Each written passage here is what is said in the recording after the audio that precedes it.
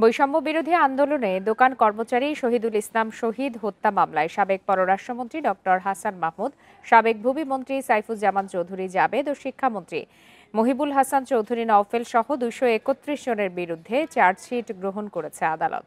দুপুরে Chittagong metropolitan magistrate চতুর্থ আদালতের বিচারক মোহাম্মদ মোস্তফা তদন্ত কর্মকর্তার দাখিল করা চার্জশিট গ্রহণ করেন। চট্টগ্রাম মেট্রোপলিটন আদালতের সহকারী পাবলিক প্রসিকিউটর মোহাম্মদ রায়হানুল ওয়াজেদ চৌধুরী জানান, দোকান কর্মচারী শহীদুল ইসলাম শহীদ হত্যা মামলার বাদী শফিকুল ইসলাম তদন্ত কর্মকর্তার দাখিল করা চার্জশিটের বিরুদ্ধে নারাজি আবেদন করেছিলেন। আবেদন খারিজ করে 231 জনের বিরুদ্ধে চার্জশিট গ্রহণের আদেশ দেয় আদালত। চট্টগ্রামের চান্দগাঁওয়ে 2024 সালে বৈষম্য বিরোধী আন্দোলনের সময় 3 আগস্ট গুলিতে নিহত হন শহীদুল ইসলাম শহীদ। এরপর সে বছর 19 আগস্ট মামলা করেন তার বড় ভাই শফিকুল ইসলাম।